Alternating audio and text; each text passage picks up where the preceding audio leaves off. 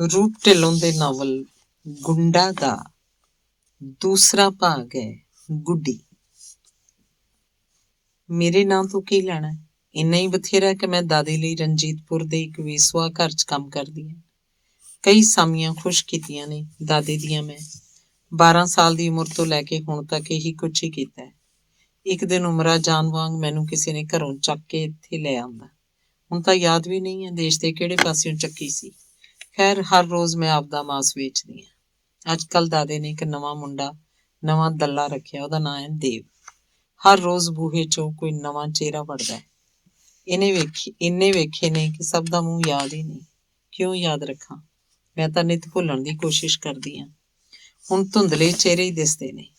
ਹਰ ਰੋਜ਼ ਕੋਈ ਨਵਾਂ ਬੰਦਾ ਆਉਂਦਾ ਹੈ। ਕਈ ਵਾਰੀ ਤਾਂ ਮੇਮਾਂ ਵੀ ਆ ਜਾਂਦੀਆਂ ਨੇ। ਮੈਂ ਤਾਂ ਖਿਡੌਣਾ ਉਹਨਾਂ ਦੀ ਕਾਮ ਵਾਸ਼ਨਾ ਦਾ। ਅੱਜ ਵਾਲੇ ਮੂੰਹ ਤਾਂ ਯਾਦ ਰਹਿਣੇ ਨੇ ਕੁਝ ਚਿਰ ਲਈ। ਕੱਲ ਤੀਕ ਚੇਤਾ ਭੁੱਲ ਜਾਣਾ। ਤੜਕੇ ਜਾਗੀ, ਪਹਿਲਾਂ ਹੀ ਰਸਿਕ ਖੜਾ ਸੀ। ਕਮਰੇ ਦਾ ਦਰਵਾਜ਼ਾ ਖੋਲ੍ਹਿਆ, ਸੱਜਣ ਅੰਦਰ ਵੜ ਗਿਆ। ਕਿਹਾ, ਆਸ਼ਨਾ। ਉਮਰ 'ਚ 50 ਦਾ ਬੁੱਢ ਵਰੇਸ ਲੱਗਦਾ ਸੀ। ਐਨਕ ਗਾਂਧੀ ਵਾਂਗ ਨੱਕ ਤੇ ਟਕਾਈ ਸੀ। ਵਾਲਾਂ 'ਚ ਚੀਰ ਕੱਢਿਆ ਹੋਇਆ ਸੀ। ਕੁੜਤਾ ਪਜਾਮਾ ਪਾਇਆ ਸੀ, ਚਿੱਟਾ ਦੁੱਧ ਵਰਗਾ। ਮੱਥੇ ਤੇ ਟਿੱਕਾ ਲਾਇਆ ਸੀ। ਮੈਂ ਕਈ ਵਾਰ ਇਹਨੂੰ ਟੀਵੀ ਤੇ ਵੇਖਿਆ ਸੀ। ਸਰਕਾਰ ਦਾ ਖਾਸ ਬੰਦਾ ਸੀ। ਜਦ ਉਹਨੇ ਮੇਰੇ ਵੱਲ ਝਾਕਿਆ ਤੇ ਮੂੰਹ ਖੋਲ੍ਹਿਆ ਤਾਂ ਉਹਦੇ ਪੀਲੇ ਟੁੱਟੇ ਦੰਦ ਦਿਸੇ। ਐਨਕਾਂ 'ਚੋਂ ਮੈਨੂੰ ਆਪਦਾ ਮੁਖੜਾ ਦਿਸਿਆ। ਜਿੰਜ ਦੋ ਹੁੰਦੀਆਂ, ਇੱਕ ਸੱਜੀ ਅੱਖ 'ਚੋਂ ਵਾਪਸ ਝਾਕਦੀ, ਦੂਜੀ ਖੱਬੀ 'ਚੋਂ। ਮੇਰੇ ਨੇੜੇ ਆ ਗਿਆ। ਉਹਦੇ ਮੂੰਹ 'ਚੋਂ ਪਾਨ, ਸ਼ਰਾਬ, ਸੁਲਫੇ ਦੀ ਹਮਕ ਮੇਰੀਆਂ ਨਾਸਾਂ 'ਚ ਚੜ੍ਹ ਗਈ। ਉਹਦਾ ਮੌਕੇ ਵਾਲਾ ਨੱਕ ਚੌੜਾ ਜਿਹਾ ਸੀ ਤੇ ਨਾਸਾਂ 'ਚੋਂ ਵਾਲ ਟਿੱਬਦੇ ਸਨ। ਉਹਨੇ ਮੈਨੂੰ ਜੱਫੀ ਪਾਈ, ਅਜਗਰ ਵਾਂਗ ਆਪਦੀਆਂ ਬਾਹਾਂ 'ਚ ਮੈਨੂੰ ਨੱਪਿਆ। ਉਹਦੇ ਬਦਬੂਦਾਰ ਬੁੱਲ ਮੇਰੇ ਹੋਠਾਂ ਨੂੰ ਨਿਗਲ ਗਏ। ਫਿਰ ਉਹਨੇ ਮੇਰਾ ਦੁਪੱਟਾ ਭੁੰਜੇ ਸੁੱਟਤਾ ਤੇ ਮੈਨੂੰ ਵਸਤਰਹੀਣ ਕਰਨ ਲੱਗਾ। ਉਹਦੇ ਹੱਥ ਮੱਕੜੀ ਵਾਂਗ ਮੇਰੇ ਪਿੰਡੇ ਤੇ ਸੀ। ਮੈਂ ਆਪਣੇ ਆਪ ਨੂੰ ਮੂਰਛਤ ਕਰਕੇ ਦੁਨੀਆ ਤੋਂ, ਖੁਦ ਤੋਂ ਦੂਰ ਹੋ ਗਈ। ਬੇਕੱਪੜਾ ਮੰਤਰੀ ਇੱਕ ਭਿਆਨਕ ਸੁਪਨਾ ਹੀ ਸੀ। ਇਸ ਵੇਲੇ ਮੈਂ ਹੋਸ਼ 'ਚ ਨਹੀਂ ਸੀ। ਜੋ ਕਰਨਾ ਚਾਹੁੰਦਾ ਸੀ ਉਹਨੇ ਕਰਨ ਦਿੱਤਾ। ਘੰਟੇ ਬਾਅਦ ਉਹ ਤਾਂ ਆਪਦੇ ਸਰਕਾਰੀ ਜੱਗ 'ਚ ਵਾਪਸ ਪੁੱਜ ਗਿਆ, ਸਾਡੇ ਮੁਲਕ ਤੇ ਰਾਜ ਕਰਨ ਲਈ ਤੇ ਸਾਡੇ ਲੋਕਾਂ ਨੂੰ ਇਬਰਤ ਦੇਣ ਲਈ। ਉਹਦੇ ਜਾਣ ਤੋਂ ਬਾਅਦ ਮੈਂ ਕਿੰਨੇ ਚਿਰ ਲਈ ਪਈ ਰਹੀ। ਉਹਦਾ ਮੁਸ਼ਕ ਹਾਲੇ ਵੀ ਮੇਰੇ ਜਿਸਮ ਤੇ ਟੰਗਾਂ ਪਸਾਰ ਰਿਹਾ ਸੀ। ਵੱਡਾ ਆਦਮੀ ਸੀ, ਦਾਦੇ ਦਾ ਖਾਸ ਗਾਹਕ। ਪਰ ਅੱਧੇ ਘੰਟੇ ਬਾਅਦ ਫਿਰ ਦਰਵਾਜ਼ਾ ਖੜਕਿਆ। ਹੁਣ ਇੱਕ ਹੋਰ ਫੌਜੀ ਆ ਗਿਆ ਸੀ। ਇਹ ਬੰਦਾ ਵੱਡੇ ਘਰ ਦਾ ਨਹੀਂ ਸੀ, ਬੁੱਢਾ ਵੀ ਨਹੀਂ ਸੀ। ਉਹਨੂੰ ਵੇਖ ਕੇ ਸਮਝ ਨਹੀਂ ਲੱਗਦੀ ਸੀ ਕਿਉਂ ਅੱਡੇ ਤੇ ਆਉਂਦਾ ਸੀ। ਪਰ ਕੌਣ ਸਮਝ ਸਕਦਾ ਆਦਮੀ ਦੇ ਨੀਚੇ ਦਿਮਾਗ ਨੂੰ। ਲੰਬਾ ਪਤਲਾ ਜਿਹਾ ਸੀ, ਗੋਰਿਆਂ ਵਾਂਗ ਜੀਨ ਸ਼ੀਨ ਪਾਈ ਸੀ, ਸਜੀਲਾ ਜਵਾਨ ਸੀ, ਮੋਟੀਆਂ ਉਕਾਬੀ ਅੱਖਾਂ ਸਨ ਤੇ ਚੰਨ ਵਰਗਾ ਮੁਖੜਾ। ਪਰ ਮੇਰਾ ਤਾਂ ਉਹਨੇ ਮੂੰਹ ਕਾਲਾ ਕਰਤਾ ਸੀ। ਪਿੰਡੇ ਨੂੰ ਚੰਡ ਮਾਰੀ ਜਿਵੇਂ ਲੋਹਾਰ ਸੰਦਾਨ ਤੇ ਠੋਕਦਾ। ਮੈਂ ਚੀਕਾਂ ਮਾਰੀਆਂ, ਪਰ ਮੇਰੀ ਮਦਦ ਕਰਨ ਲਈ ਕੋਈ ਨਹੀਂ ਆਇਆ। ਫਰਸ਼ ਤੇ ਡਿੱਗੀ ਪਈ ਰਹਿਣ ਦਿੱਤਾ ਮੈਨੂੰ। ਮਸਾਂ ਉੱਠੀ ਜਦ ਬਾਈ ਨੇ ਗਾਲ ਕੱਢੀ।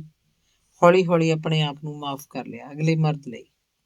ਉਹ ਬੰਦਾ ਮੰਤਰੀ ਨਹੀਂ ਸੀ, ਬਲਾਤਕਾਰੀ ਨਹੀਂ ਸੀ, ਕਵੀ ਸੀ। ਉਹਦਾ ਵਿਆਹ ਵੀ ਹੋਇਆ ਸੀ, ਬੱਚੇ ਵੀ ਸਨ। ਫਿਰ ਵੀ ਹਰ ਰਾਤ ਅੱਡੇ ਤੇ ਆਉਂਦਾ ਸੀ। ਮੇਰੇ ਨਾਲ ਕਦੀ ਨਹੀਂ ਆਇਆ ਸੀ। ਹਰ ਵੇਲੇ ਸਾਨੂੰ ਸ਼ਾਇਰੀ ਸੁਣਾਉਂਦਾ। ਮੇਰੇ ਲਈ ਤਾਂ ਸਾਹ ਲੈਣ ਦਾ ਮੌਕਾ ਹੁੰਦਾ ਸੀ। ਪਤਾ ਨਹੀਂ ਅਗਲਾ ਕੌਣ ਹੋਵੇ। ਬਾਈ ਨੇ ਘੰਟੇ ਲਈ ਮੇਰਾ ਖਹਿੜਾ ਹੀ ਛੱਡਤਾ। ਮੈਂ ਪਲੰਗ ਤੇ ਥੋੜੇ ਚਿਰ ਲਈ ਲੇਟ ਗਈ, ਫਿਰ ਨਹਾਤੀ। ਜਦ ਤੱਕ ਵਾਲ ਵਾਹੇ, ਨਵੇਂ ਕੱਪੜੇ ਪਾਏ, ਦਰ ਤੇ ਹੋਰ ਲੋਕ ਪਹੁੰਚ ਗਏ ਸੀ। ਟੋਲਾ ਸੀ ਸ਼ਰਾਬੀ ਮੁੰਡਿਆਂ ਦਾ। ਬਾਈ ਨਾਲ ਗੱਲਬਾਤ ਕਰ ਰਹੀ ਸੀ। ਫਿਰ ਕੁਝ ਮੁੰਡਿਆਂ ਨੇ ਮੇਰੇ ਕਮਰੇ ਬਾਹਰ ਲਾਈਨ ਲਗਾ ਲਈ। ਕੁਝ ਨਾਲ ਦੇ ਕਮਰੇ ਦੇ ਬਾਹਰ ਖੜੇ ਹੋ ਗਏ।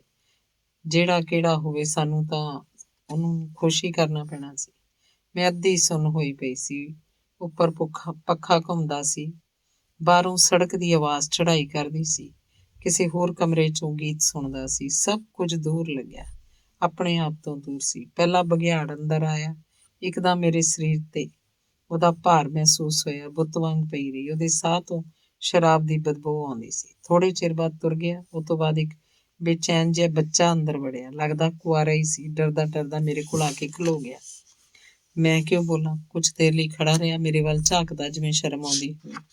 ਹੋ ਸਕਦਾ ਉਹਦੀ ਕੋਈ ਭੈਣ ਹੋਵੇ ਜਿਹਦੇ ਸਾਹਮਣੇ ਬਹੁਤ ਹੀ ਸਾਊ ਹੋਏਗਾ। ਗੋਰਿਆਂ ਵਰਗੇ ਕੱਪੜੇ ਪਾਏ ਸੀ, ਸਿਰ ਤੇ ਪੱਗ ਬੰਨੀ ਸੀ ਲਾਲ ਰੰਗ ਦੀ, ਥੋੜਾ ਜਿਹਾ ਭਾਰਾ ਸੀ। ਉਹਨੇ ਹੈਲੋ ਕਿਹਾ, ਜਿੰਜ ਇਸ ਲਫ਼ਜ਼ ਨਾਲ ਸਭ ਕੁਝ ਠੀਕ ਹੋ ਜਾਣਾ ਹੋਵੇ, ਜਿਵੇਂ ਇਹ ਆਮ ਗੱਲ ਹੋਵੇ। ਮੈਂ ਚੁੱਪ ਰਹੀ। ਕਿਉਂ ਬੋਲਾਂ? ਫਿਰ ਉਹਨੇ ਆਪਦੀ ਪਤਲੂਨ ਲਾਤੀ। ਮੇਰੇ ਉੱਪਰ ਡਿੱਗ ਪਿਆ। ਇੱਕ ਸੂਰ ਜਿਹੜਾ ਗੰਦੇ ਤਰੀਕੇ ਨਾਲ ਚਬੱਚੇ ਚੋਂ ਖਾਂਦਾ ਸੀ। ਮੈਂ ਤਾਂ ਚਸ਼ਮਪੋਸ਼ੀ ਕਰਦੀ ਰਹੀ, ਫਿਰ ਨੀਵੀਆਂ ਅੱਖਾਂ ਨਾਲ ਤੁਰ ਪਿਆ। ਉਸ ਤੋਂ ਬਾਅਦ ਪਤਾ ਨਹੀਂ ਕਿੰਨੇ ਦਾਖਲ ਹੋਏ। ਬਾਈ ਨੇ ਮੈਨੂੰ ਦੱਸਿਆ ਸਾਰੇ ਚੰਗੇ ਘਰਾਂ ਤੋਂ ਸਨ ਤੇ ਉਹਨਾਂ ਦੀ ਸੇਵਾ ਕਰਨੀ ਬਹੁਤ ਜ਼ਰੂਰੀ ਸੀ। ਪੜ੍ਹੇ ਲਿਖੇ ਭੱਦਰ ਮੁੰਡੇ ਸਨ, ਇੰਡੀਆ ਦਾ ਅੱਗਾ ਸਵਾਰਨ ਵਾਲੇ। ਮੇਰਾ ਤਾਂ ਅੱਗਾ ਬਹੁਤ ਦੇਰ ਪਹਿਲਾਂ ਹੀ ਮਾਰਤਾ ਸੀ, ਜਦ ਮਾਂ ਨੇ ਧੀ ਪੈਦਾ ਕੀਤੀ ਸੀ। ਉਸੇ ਦਿਨ ਜਦ ਇਹ ਟੋਲਾ ਗਿਆ, ਮੇਰੀਆਂ ਹੱਡੀਆਂ ਪਸਲੀਆਂ ਦੁਖ ਰਹੀਆਂ ਸੀ। ਪਰ ਬਾਈ ਤਾਂ ਬੇਕਿਰਕ ਸੀ, ਉਸ ਲਈ ਤਾਂ ਅਸੀਂ ਫੈਕਟਰੀ 'ਚ ਮਸ਼ੀਨਾਂ ਸੀ। ਜੇ ਸਾਥੋਂ ਕੰਮ ਨਹੀਂ ਕਰਾਉਂਦੀ ਤਾਂ ਦੇਵ ਜਾਂ ਦਾਦੇ ਨੇ ਸਾਨੂੰ ਮਰਵਾ ਦੇਣਾ ਸੀ। ਮੈਂ ਦੇਵ ਤੋਂ ਡਰਦੀ ਸੀ। ਕੁਝ ਮਹੀਨੇ ਪਹਿਲਾਂ ਮੇਰੀ ਇੱਕ ਸਹੇਲੀ ਨੂੰ ਮਾਰ ਦਿੱਤਾ ਸੀ ਉਹਨੇ, ਜਦ ਕਿਸੇ ਮੰਤਰੀ ਨੂੰ ਫਸਾਉਣਾ ਸੀ। ਇਸ ਲਈ ਡਰਦੀ ਸੀ ਕਿ ਹੈ ਤਾਂ ਮੈਂ ਇੱਕ ਚੀਜ਼ ਹੀ, ਬੰਦਾ ਜੋ ਮਰਜ਼ੀ ਕਰੇ, ਭਾਵੇਂ ਜਿਉਂਦੇ ਰਹਾਂ ਜਾਂ ਮਰ ਜਾਵਾਂ। ਉਸ ਰਾਤ ਹੋਰ ਬੰਦੇ ਵੀ ਆਏ। ਇੱਕ ਆਦਮੀ ਨੂੰ ਮੈਂ ਪਛਾਣ ਲਿਆ ਸੀ। ਉਹਦਾ ਨਾਂ ਸੰਜੇ ਸੰਘੇੜਾ ਸੀ, ਲੰਬਾ ਪਤਲਾ, ਫਿਲਮਾਂ ਦਾ ਸਿਤਾਰਾ ਸੀ। ਕਈ ਵਾਰ ਇਸ ਕੋਠੀ ਪਹਿਲਾਂ ਵੀ ਆਇਆ ਸੀ, ਪਰ ਅੱਜ ਪਹਿਲੀ ਵਾਰ ਮੇਰੀ ਮੰਗ ਕੀਤੀ ਉਹਨੇ। ਮੇਰੇ ਕਮਰੇ 'ਚ ਇੱਕ ਪਾਸੇ ਕੁਰਸੀ ਪਈ ਸੀ, ਉਸ ਤੇ ਉਹ ਬਹਿ ਗਿਆ। ਉਹਦੀਆਂ ਲੱਤਾਂ ਤੇ ਕਲਾਈਆਂ ਦਿਸਦੀਆਂ ਸਨ, ਪਰ ਕੂਹਣੀਆਂ ਤੋਂ ਉੱਪਰ ਛਾਂ 'ਚ ਲੁਕਿਆ ਸੀ। ਮੈਂ ਉਹਨੂੰ ਆਖਿਆ, ਕੀ ਚਾਹੁੰਦੇ ਹੋ ਹਜ਼ੂਰ? ਨੱਚ, ਘੱਗੇ ਬੋਲ 'ਚ ਆਦੇਸ਼ ਦਿੱਤਾ। ਮੈਂ ਲੱਕ ਹਿਲਾਉਣ ਲੱਗ ਪਈ। ਫਿਰ ਉਹਨੇ ਹੱਥ ਨਾਲ ਇਸ਼ਾਰਾ ਕੀਤਾ ਆਪਣੇ ਨੇੜੇ ਆਉਣ ਨੂੰ। ਮੈਂ ਨੱਚਦੀ ਨੱਚਦੀ ਨੇੜੇ ਗਈ, ਫਿਰਕੀ ਵਾਂਗ। ਜਦ ਉਸ ਕੋਲ ਪੁੱਜੀ, ਉਹਨੇ ਬਾਂਹ ਫੜ ਲਈ। ਹਨੇਰੇ 'ਚੋਂ ਉਹਦੀਆਂ ਅੱਖਾਂ ਮੇਰੇ ਵੱਲ ਤਾੜਦੀਆਂ ਸੀ, ਗਿੱਦੜ ਵਾਂਗ। ਉਸੇ ਪਲ 'ਚ ਪਤਾ ਲੱਗਾ, ਜੋ ਫਿਲਮਾਂ 'ਚ ਆਦਮੀ ਆਪਣੇ ਆਪ ਨੂੰ ਵਿਖਾਉਂਦਾ ਹੈ ਤੇ ਜੋ ਸੱਚਾਈ 'ਚ ਹੈ, ਦੋ ਵੱਖਰੀਆਂ ਗੱਲਾਂ ਹਨ। ਉਹਨੇ ਮੈਨੂੰ ਹਨੇਰੇ 'ਚ ਖਿੱਚ ਲਿਆ, ਹੌਲੀ ਹੌਲੀ ਮੇਰੇ ਕੱਪੜੇ ਭੁੰਜੇ ਸੁੱਟ ਦਿੱਤੇ, ਬੱਤੀਆਂ ਬੁਝਾ ਕੇ ਸਭ ਕੁਝ ਕੀਤਾ। ਭੁੱਖੜ ਪਿਸ਼ਾਚ ਨੇ ਫਿਰ ਮੈਨੂੰ ਪਲੰਘ ਤੇ ਸੁੱਟ ਦਿੱਤਾ। ਕੋਈ ਬੰਦਾ ਹੈ ਦੁਨੀਆ 'ਚ ਜਿਹੜਾ ਨਾਰੀ ਨੂੰ ਸ਼ਹਿਵਤ ਠੰਡੇ ਕਰਨ ਵਾਲੀ ਚੀਜ਼ ਨਹੀਂ ਸਮਝਦਾ? ਖੈਰ, ਇਸ ਰਾਤ ਤੋਂ ਬਾਅਦ ਹਰ ਰਾਤ ਉਹ ਮੇਰੇ ਮੰਜੇ ਤੇ ਆਇਆ, ਪੂਰੇ ਮਹੀਨੇ ਲਈ। ਮੈਂ ਉਹਦੇ ਸਰੀਰ ਨੂੰ ਉਹਦੀ ਮਸ਼ਹੂਰ ਵਹੁਟੀ ਤੋਂ ਜ਼ਿਆਦਾ ਚੰਗੀ ਤਰ੍ਹਾਂ ਜਾਣ ਗਈ ਸੀ। ਜਦ ਵੀ ਸੰਘੇੜਾ ਰਣਜੀਤਪੁਰ ਆਉਂਦਾ ਸੀ, ਉਹਨੇ ਆਦਤ ਬਣਾ ਲਈ ਸਾਡੀ ਛਲ ਕੋਠੀ ਆਉਣ ਦੀ, ਹਮੇਸ਼ਾ ਮੈਨੂੰ ਮਿਲਣ ਲਈ। ਹਰ ਰਾਤ ਵਾਂਗ ਹੀ ਉਹ ਰਾਤ ਸੀ। ਸਾਲ ਬੀਤਦੇ ਗਏ ਤੇ ਮੈਂ ਇਸ ਪਿੰਜਰੇ 'ਚ ਪਰਿੰਦੇ ਵਾਂਗ ਰਹੀ। ਦਾਦੇ ਨੇ ਦੇਵ ਨੂੰ ਸਾਡੇ ਅੱਡੇ ਦਾ ਚਾਰਜ ਦੇ ਦਿੱਤਾ। ਦੇਵ ਨੂੰ ਬਾਈ ਦੱਸਦੀ ਰਹਿੰਦੀ ਸੀ ਕੌਣ ਕੌਣ ਸਾਡੇ ਕੋਲ ਆਉਂਦਾ ਸੀ। ਇਹਦਾ ਫਾਇਦਾ ਉਹਨੂੰ ਬਹੁਤ ਸੀ, ਉਹ ਵੱਡੇ ਵੱਡੇ ਲੋਕਾਂ ਨੂੰ ਫਸਾ ਸਕਦਾ ਸੀ। ਇਸ ਤਰ੍ਹਾਂ ਉਹਦੀ ਸੰਘੇੜੇ ਤੇ ਅੱਖ ਆ ਗਈ। ਸ਼ਹਿਰ ਦੇ ਵੱਡੇ ਤੋਂ ਲੈ ਕੇ ਬੇਮਾਲੂਮ ਲੋਕ ਆਏ ਗਏ। ਸਮਾਜ ਕਿੱਦਾਂ ਦਾ ਹੈ? ਉੱਪਰੋਂ ਅਣਖ ਜ਼ਰੂਰੀ ਹੈ, ਪਰ ਅੰਦਰੋਂ ਕੀ ਕੀ ਕਰਦਾ ਫਿਰਦਾ। ਜੇ ਕਿਸੇ ਨੂੰ ਹੀਰ ਰਾਂਝੇ ਵਾਂਗ ਪਿਆਰ ਹੋ ਜਾਏ, ਇਹ ਗੱਲ ਖੱਚ ਕਰਦੀ ਹੈ, ਪਰ ਓਲੇ ਓਲੇ ਕੀ ਕੁਝ ਹੁੰਦਾ ਹੈ। ਮੇਰੇ ਖਿਆਲ 'ਚ ਜੇ ਕਿਸੇ ਨੂੰ ਆਪਦੀ ਮਰਜ਼ੀ ਨਾਲ ਪਿਆਰ ਕਰਨ ਦਈਏ ਤੇ ਇਹ ਪਾਪ ਅੱਧੇ ਹੋ ਜਾਣ। ਇੱਕ ਵਾਰ ਜਦ ਸਹੇਲੀਆਂ ਨਾਲ ਰਣਜੀਤਪੁਰ ਦੀ ਘੁਮਾਰ ਮੰਡੀ 'ਚ ਤੁਰੀ ਫਿਰਦੀ ਸੀ, ਰਵੀ ਸਰੋਏ ਦੇ ਮੁੰਡਿਆਂ ਨੇ ਸਾਨੂੰ ਛੇੜਿਆ ਛੁੜਿਆ, ਤੰਗ ਕੀਤਾ। ਸਾਨੂੰ ਪਤਾ ਸੀ ਇਹ ਦਾਦੇ ਦੇ ਵਿਰੋਧੀ ਸੀ, ਇਸ ਲਈ ਲਾ ਕੇ ਗੱਲਾਂ ਕਰਕੇ ਪਰਾਂ ਹੋ ਗਈਆਂ। ਪਰ ਇੱਕ ਮੁੰਡੇ ਦੇ ਨਾਲ ਮੇਰੀ ਅੱਖ ਲੜ ਗਈ। ਸਾਡੀਆਂ ਅੱਖਾਂ ਮਿਲੀਆਂ ਤੇ ਪਹਿਲੀ ਨਜ਼ਰੇ ਪਿਆਰ ਹੋ ਗਿਆ। ਇੱਕ ਵਾਰ ਮੈਂ ਆਨੇ ਬਹਾਨੇ ਨਾਲ ਕੋਠੀ 'ਚੋਂ ਬਾਹਰ ਆ ਕੇ ਉਹਨੂੰ ਸੜਕ ਤੇ ਮਿਲੀ ਸੀ। ਉਹਦਾ ਨਾਮ ਮੰਗਤ ਸੀ। ਉਹਨੂੰ ਪੂਰਾ ਪਤਾ ਸੀ ਮੈਂ ਕੀ ਕਰਦੀ ਸੀ। ਫਿਰ ਵੀ ਪ੍ਰੇਮ ਹੋ ਗਿਆ। ਸਮਾਜ ਤੇ ਆਪਣੇ ਮਾਲਕਾਂ ਤੋਂ ਲੁਕ ਲੁਕ ਮਿਲਦੇ ਰਹੇ ਅਸੀਂ। ਪਹਿਲਾਂ ਪਹਿਲਾਂ ਮੈਂ ਉਹਨੂੰ ਹੱਥ ਵੀ ਨਹੀਂ ਲਾਉਣ ਦਿੰਦੀ ਸੀ। ਕਾਮ ਕ੍ਰੀੜਾ ਖੇਲ ਨੇ ਮੈਨੂੰ ਇੱਕ ਖੋਖਾ ਬਣਾ ਦਿੱਤਾ ਸੀ ਤੇ ਸਰੀਰ ਪਿਆਰ ਦਾ ਮੋਹ ਹੀ ਨਹੀਂ ਸੀ ਰਿਹਾ, ਪਰ ਹਿਰਸ ਹਾਲੇ ਵੀ ਸੀ। ਹੌਲੀ ਹੌਲੀ ਉਹਨੂੰ ਪਿੰਡੇ ਨੂੰ ਛੂਹਣ ਦਿੱਤਾ। ਮੰਗਤ ਨਾਲ ਸਪਰਸ਼ ਕੁਝ ਹੋਰ ਹੀ ਸੀ। ਮੈਂ ਸੁਣਿਆ ਕਿ ਪੱਛਮ 'ਚ ਲੋਕ ਮਰਜ਼ੀ ਨਾਲ ਪਿਆਰ ਕਰ ਸਕਦੇ ਨੇ, ਜਿਹਨੂੰ ਪਸੰਦ ਕਰਦੇ ਨੇ ਉਸੇ ਨਾਲ ਵਿਆਹ ਕਰ ਸਕਦੇ ਨੇ। ਪਰਿਵਾਰ ਦਾ ਕੋਈ ਹੱਕ ਨਹੀਂ ਇਸ ਮਾਮਲੇ 'ਚ। ਮੇਰਾ ਵੀ ਮਨ ਕਰਦਾ ਸੀ ਮੰਗਤ ਨਾਲ ਤਿੱਤਰ ਹੋ ਜਾਣ ਲਈ, ਇਸ ਪਾਪੀ ਦੇਸ਼ 'ਚੋਂ ਬਾਹਰ, ਪਰ ਇਹ ਤਾਂ ਹੋ ਹੀ ਨਹੀਂ ਸਕਦਾ ਸੀ। ਮੰਗਤ ਤਾਂ ਰਵੀ ਦਾ ਸਿਪਾਹੀ ਸੀ, ਮੈਂ ਸੀ ਦਾਦੇ ਦੀ ਦਾਸੀ। ਪਿਆਰ ਵੀ ਸਾਡਾ ਤੁਰਸ਼ ਹੋ ਗਿਆ। ਮੰਗਤ ਨੂੰ KFC 'ਚ ਦੇਵ ਦੇ ਗੁੰਡਿਆਂ ਨੇ ਖਤਮ ਕਰ ਦਿੱਤਾ, ਰਵੀ ਸਰੋਏ ਨਾਲ। ਮੈਂ ਬਦਹਾਲ ਹੋ ਗਈ। ਚਿੱਤ ਕੀਤਾ ਜ਼ਹਿਰ ਖਾ ਕੇ ਆਪਣੇ ਆਪ ਨੂੰ ਖਤਮ ਕਰ ਲਵਾਂ, ਪਰ ਬਾਈ ਨੇ ਰੋਕ ਦਿੱਤਾ। ਇਸ ਵੇਲੇ ਇੱਕ ਹੋਰ ਚੀਜ਼ ਹੋਈ। ਸੰਘੇੜਾ ਤਾਂ ਹਾਲੇ ਵੀ ਮੇਰੇ ਕੋਲ ਆਉਂਦਾ ਸੀ, ਪਰ ਕੁਝ ਮਹੀਨਿਆਂ ਲਈ ਰੁਕ ਗਿਆ। ਖਬਰਾਂ 'ਚ ਉਹਦਾ ਨਾਮ ਤੇ ਉਹਦੇ ਬਾਲ ਦਾ ਨਾਂ ਸੀ। ਕਿਸੇ ਨੇ ਉਹਨੂੰ ਘਰੋਂ ਹੀ ਚੁੱਕ ਲਿਆ। ਆਇਆ ਤੇ ਉਂਗਲੀ ਉੱਠੀ, ਉਹਨੇ ਆਤਮਘਾਤ ਕਰ ਲਿਆ। ਸਾਡੇ ਅੱਡੇ 'ਚ ਸ਼ੋਸ਼ੇ ਛੱਡੇ ਗਏ। ਮੈਂ ਤੋਂ ਕਈ ਵਾਰੀ ਬਾਈ ਪੁੱਛਦੀ ਸੀ, ਅੱਜ ਤੇਰੇ ਐਕਟਰ ਨੇ ਤੈਨੂੰ ਕੀ ਦੱਸਿਆ? ਮੈਂ ਨਿੱਤਾ ਪ੍ਰਤੀ ਉਹਦਾ ਜਵਾਬ ਦਿੰਦੀ ਰਹੀ। ਦਿਮਾਗ 'ਚ ਕਦੇ ਸੋਚ ਆਈ ਨਹੀਂ ਕਿ ਭੇਤ ਕੱਢ ਕੱਢ ਕੇ ਉਹਨੂੰ ਕੀ ਮਿਲਦਾ ਹੋ। ਆਮ ਜਨਤਾ ਵਾਂਗ ਮੈਂ ਵੀ ਸੋਚਿਆ, ਗੋਗੀ ਦੀ ਗੱਲ ਸਹੀ ਹੈ ਤੇ ਅਗਵਾਕਾਰ ਪੈਸਿਆਂ ਦੀ ਉਡੀਕ 'ਚ ਸਨ। ਦਿਨ ਬੀਤੇ, ਮਹੀਨੇ ਬੀਤੇ, ਫਿਰ ਸਾਲ। ਬਾਲ ਬਾਰੇ ਕੁਝ ਨਹੀਂ ਪਤਾ ਲੱਗਾ। ਸੰਘੇੜਾ ਵੀ ਵਾਪਸ ਨਹੀਂ ਆਇਆ। ਫਿਰ ਇੱਕ ਰਾਤ 20 ਲੱਖ ਦੀ ਮੰਗ ਬਾਅਦ ਸੁਣਿਆ ਕਿ ਸੰਘੇੜਾ ਤੇ ਗੁੱਗੀ ਇੱਕ ਗੋਰਸਤਾਨ ਗਏ ਅਗਵਾਕਾਰਾਂ ਨੂੰ ਪੈਸੇ ਦੇਣ ਤੇ ਬਾਲ ਵਾਪਸ ਲੈਣ। ਪੈਸੇ ਦੇ ਦਿੱਤੇ ਪਰ ਬਾਲ ਨਹੀਂ ਮਿਲਿਆ। ਮੇਰਾ ਮੱਥਾ ਠਣਕਿਆ, ਕਿਉਂਕਿ ਮੈਨੂੰ ਜਾਪਣ ਲੱਗ ਪਿਆ ਕਿ ਜੋ ਮੈਂ ਬਾਈ ਨੂੰ ਦੱਸਦੀ ਸੀ ਤੇ ਜੋ ਸੰਘੇੜਾ ਮੈਨੂੰ ਦੱਸਦਾ ਸੀ, ਅਗਵਾਕਾਰਾਂ ਨੇ ਵਰਤਿਆ ਹੋਏਗਾ। ਮੈਂ ਹੱਕੀ ਬੱਕੀ ਹੋ ਗਈ ਜਦ ਰਣਜੀਤਪੁਰ ਵਾਪਸ ਆ ਕੇ ਸਾਡੇ ਅੱਡੇ 'ਚ ਸੰਘੇੜਾ ਸ਼ਰਾਬੀ ਹੋਇਆ ਫੇਰ ਫਿਰਨ ਲੱਗ ਪਿਆ। ਉੜਦੀ ਉੜਦੀ ਖਬਰ ਤੋਂ ਮੈਨੂੰ ਪਤਾ ਲੱਗ ਗਿਆ ਕਿ ਦੇਵ ਤੇ ਦਾਦੇ ਦਾ ਹੱਥ ਸੀ ਇਸ 'ਚ। ਪਰ ਮੈਂ ਡਰਦੀ ਨੇ ਸੰਘੇੜੇ ਨੂੰ ਕੁਝ ਨਹੀਂ ਕਿਹਾ। ਮੇਰੇ ਸਾਹਮਣੇ ਦਿਨੋਂ ਦਿਨ ਉਦਾਸ ਹੁੰਦਾ ਜਾਂਦਾ ਸੀ, ਪਤਾ ਨਹੀਂ ਕਿਉਂ, ਪਰ ਮੈਂ ਹੌਲੀ ਹੌਲੀ ਉਹਨੂੰ ਵੱਖਰੀ ਨਜ਼ਰ ਨਾਲ ਵੇਖਣ ਲੱਗ ਪਈ। ਮੇਰਾ ਚਿੱਤ ਕਰੇ ਉਹਨੂੰ ਕਹਿਣ ਨੂੰ ਕਿ ਸਭ ਦੇਵ ਹੋਰਾਂ ਨੇ ਕੀਤਾ ਸੀ, ਪਰ ਡਰਦੀ ਡਰਦੀ ਚੁੱਪ ਰਹੀ। ਦੇਵ ਨੂੰ ਬਾਈ ਨੇ ਦੱਸ ਦਿੱਤਾ ਕਿ ਸੰਘੇੜਾ ਵਾਪਸ ਆ ਗਿਆ। ਫਿਰ ਅਖਬਾਰਾਂ 'ਚ ਦੇਵ ਤੇ ਦਾਦੇ ਦੇ ਨਾਂ ਛਪੇ। ਪੁਲਿਸ ਦੀ ਤਫਤੀਸ਼ ਨੇ ਕਿਸੇ ਮਦਰਾਸੀ ਦਾ ਪਤਾ ਲਾ ਲਿਆ ਜਿਹੜਾ ਦਾਦੇ ਦਾ ਖਾਸ ਬੰਦਾ ਸੀ। ਪੈਸਿਆਂ ਤੇ ਬਿੰਦੀਆਂ ਲਾਈਆਂ ਗਈਆਂ ਸਨ। ਇਸ ਨਾਲ ਖੋਜ ਨੇ ਰਣਜੀਤਪੁਰ ਵੱਲ ਉਂਗਲ ਕੀਤੀ, ਖਾਸ ਦਾਦੇ ਵੱਲ। ਬਾਈ ਨੇ ਸੰਘੇੜੇ ਨੂੰ ਰੋਕ ਦਿੱਤਾ ਇੱਥੇ ਆਉਣ ਤੋਂ। ਸੰਘੇੜਾ ਇੱਥੇ ਆਉਣੋਂ ਹਟ ਗਿਆ। ਮਦਰਾਸੀ ਨੂੰ ਫਾਂਸੀ ਹੋ ਗਈ। ਮੈਨੂੰ ਦੱਸ ਪਈ ਕਿ ਸੰਘੇੜੇ ਦੇ ਖਾਸ ਮਿੱਤਰਾਂ ਨੇ ਮੁੰਬਈ 'ਚ ਆ ਕੇ ਪੁੱਛ ਪੜਤਾਲ ਕੀਤੀ ਸੀ ਤੇ ਇਹ ਵੀ ਪਤਾ ਲਾ ਲਿਆ ਸੀ ਕਿ ਸਾਡਾ ਅੱਡਾ ਦਾਦੇ ਦਾ ਸੀ। ਧਰਮ ਸ਼ਰਮੇ ਨੇ ਦਾਦੇ ਨੂੰ ਬਚਾਉਣ ਦੀ ਹੁਣ ਕਾਫੀ ਕੋਸ਼ਿਸ਼ ਕੀਤੀ, ਪਰ ਉਹਨੂੰ ਵੀ ਪਤਾ ਸੀ ਕਿ ਗੱਲ ਵੱਧ ਚੁੱਕੀ ਸੀ। ਹਾਰ ਕੇ ਪਿੱਛੇ ਹਟ ਗਿਆ। ਦੇਵ ਡਰ ਗਿਆ ਜਦ ਖੂਨ ਖਰਾਬਾ ਸ਼ੁਰੂ ਹੋ ਗਿਆ। ਉਹਨੇ ਇੱਕ ਦਿਨ ਮੇਰੇ ਸਾਹਮਣੇ ਸਭ ਦੇ ਕੰਨ ਸੇਕੇ। ਕਹਿੰਦਾ, ਤੂੰ ਉਹਨੂੰ ਕੀ ਕਿਹਾ? ਪਰ ਮੈਂ ਤਾਂ ਉਧਾਲੇ ਬਾਰੇ ਕੁਝ ਨਹੀਂ ਕਿਹਾ ਸੀ। ਸੂਈ ਦੀ ਸੂਲ ਬਣ ਜਾਣ ਤੋਂ ਪਹਿਲਾਂ ਬਾਈ ਨੇ ਬਚਾ ਲਿਆ। ਮੈਨੂੰ ਸੜਕ ਤੇ ਸੁੱਟ ਦਿੱਤਾ ਗਲੀ 'ਚ। ਪੁਲਿਸ ਨੇ ਵੱਡੇ ਘਰ ਭੇਜ ਦਿੱਤਾ। ਮੈਂ ਹਰ ਪੁਲਸੀਏ ਦਾ ਚਿਹਰਾ ਪਛਾਣਦੀ ਸੀ। ਹਰ ਇੱਕ ਨੇ ਸਾਡੇ ਅੱਡੇ 'ਚ ਪੈਰ ਰੱਖਿਆ ਸੀ। 2 ਰਾਤਾਂ ਬਾਅਦ ਦਾਦਾ ਮੈਨੂੰ ਮਿਲਣ ਆ ਗਿਆ। ਮੈਨੂੰ ਹੌਲਦਾਰ ਨੇ ਜ਼ੋਰ ਦੇਣੀ ਖਿੱਚ ਕੇ ਇੱਕ ਕਮਰੇ 'ਚ ਦਾਦੇ ਦੇ ਸਾਹਮਣੇ ਲਿਆ ਖੜਾਇਆ। ਮੇਰੀ ਬੱਚੀ, ਦੱਸ ਤੂੰ ਸੰਘੇੜੇ ਨੂੰ ਕੀ ਦੱਸਿਆ? ਉਹਦੀਆਂ ਅੱਖਾਂ ਮੇਰੇ ਜਿਗਰ 'ਚ ਚੁਭੀਆਂ। ਦਾਦਾ ਜੀ, ਮੈਂ ਉਹਨੂੰ ਕੁਝ ਨਹੀਂ ਕਿਹਾ, ਸੱਚਮੁੱਚ। ਪੁਲਿਸ ਦੀ ਤਫਤੀਸ਼ ਭਾਵੇਂ ਕੁਝ ਵੀ ਕਹੇ, ਮੈਂ ਤਾਂ ਸਮਾਂ ਦੇਵ ਲਈ ਉਹ ਤੋਂ ਭੇਤ ਕੱਢਦੀ ਸੀ। ਆਹੋ, ਮੈਂ ਗੱਲ ਛੱਡੀ। ਮੇਰੀ ਬੱਚੀ, ਜੇ ਤੂੰ ਕੁਝ ਕਿਹਾ ਨਹੀਂ ਫਿਰ ਬਾਈ ਨੇ ਬਾਹਰ ਕਾਹਤੋਂ ਸੁੱਟੀ? ਬਾਈ ਨੇ ਦੇਵ ਤੋਂ ਬਚਾਉਣ ਲਈ। ਉਹਨੇ ਮੈਨੂੰ ਕੁੱਟਿਆ। ਤਾਈ ਸੱਚ। ਠੀਕ ਏ, ਆਪਦਾ ਮੂੰਹ ਬੰਦ ਰੱਖਣਾ ਸਮਝਦੀ ਏ? ਇੱਥੋਂ ਤੈਨੂੰ ਕੱਢੀਏ? ਇਹਨਾਂ ਸਾਲਿਆਂ ਦੇ ਸਾਹਮਣੇ ਗਲਤੀ ਨਾਲ ਵੀ ਕੁਝ ਨਾ ਬੋਲੀ। ਪਰ ਤੂੰ ਹੁਣ ਅੱਡੇ ਵਾਪਸ ਨਹੀਂ ਜਾ ਸਕਦੀ। ਮੈਂ ਇੰਤਜ਼ਾਮ ਕਰਦਾ ਤੇਰਾ। ਤੈਨੂੰ ਘੰਟੇ 'ਚ ਆਦਮੀ ਆ ਕੇ ਇੱਥੋਂ ਲੈ ਜਾਏਗਾ। ਇਹ ਕਹਿ ਕੇ ਤੁਰ ਪਿਆ। ਪਰ ਮੈਂ ਉਹ ਤੋਂ ਬਾਅਦ ਉਦੋਂ ਹੀ ਦੇਖਿਆ ਜਦ ਮਿਰਚਾਂ ਤੇ ਪਿਆ ਸੀ ਲਾਲ ਲਾਲ। ਸੱਚ ਸੀ, ਉਹਨੇ ਪੁਲਿਸ ਨੂੰ ਪੈਸੇ ਦਿੱਤੇ ਸੀ ਮੈਨੂੰ ਮਾਰਨ ਲਈ। ਪਰ ਕਿਸਮਤ ਵੀ ਇੱਕ ਚੀਜ਼ ਹੈ।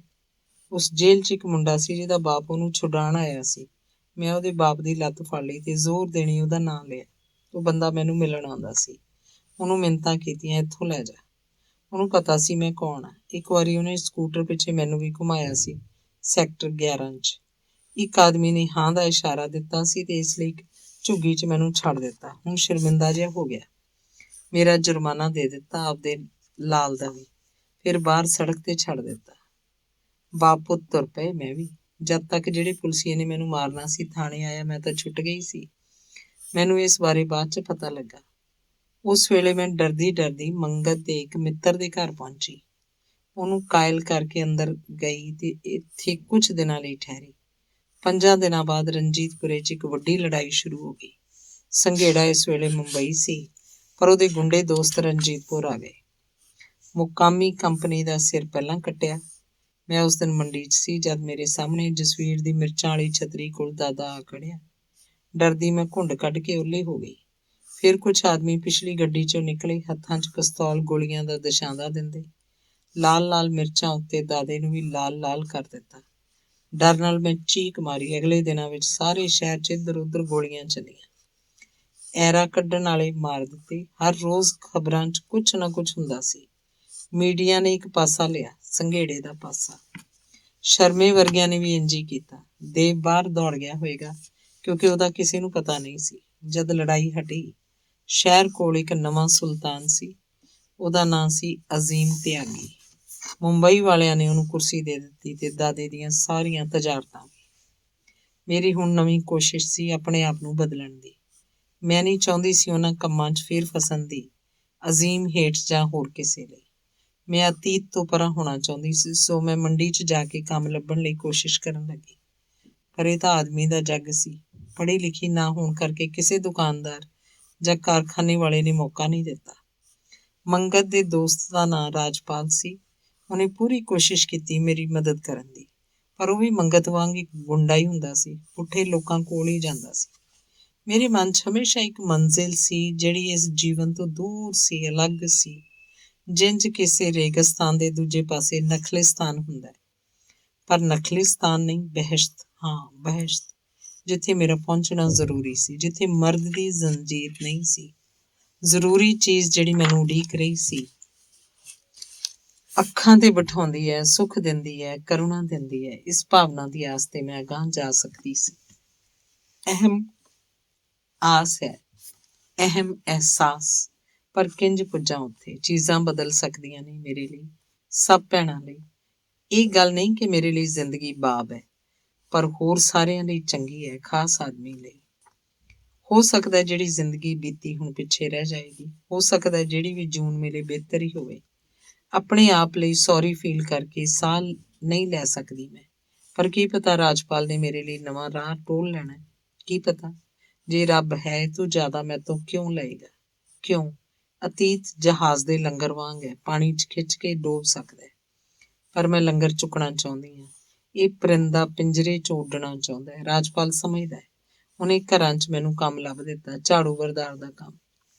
ਪਰ ਜਿੱਥੇ ਸੀਗੀ ਉਹ ਤੋਂ ਕਿੰਨਾ ਬਿਹਤਰ ਹੈ। ਹਾਲੇ ਉਸ ਥਾਂ ਨਹੀਂ ਪੁੱਜੀ, ਪਰ ਪਹਿਲਾ ਕਦਮ ਚੁੱਕ ਲਿਆ ਸੀ। ਰਾਜਪਾਲ ਦੀ ਮਦਦ ਨਾਲ ਹੱਕ ਹਲਾਲ ਦਾ ਕੰਮ ਸ਼ੁਰੂ ਕਰ ਲਿਆ। ਵੱਡੇ ਵੱਡੇ ਲੋਕਾਂ ਦੇ ਘਰਾਂ 'ਚ ਫਰਸ਼ ਸਵਾਰੇ। ਮੈਂ ਵੇਖਿਆ ਨੌਕਰ ਨਿੱਕੇ ਨਿੱਕੇ ਕਮਰਿਆਂ 'ਚ ਇਕੱਠੇ ਰਹਿੰਦੇ ਸੀ। ਉਹ ਤੋਂ ਜ਼ਿਆਦਾ ਥਾਂ 'ਚ ਘਰ ਦਾ ਮੁੰਡਾ, ਘਰ ਦਾ ਇਕੱਲਾ ਲਾਲ ਰਹਿੰਦਾ ਸੀ।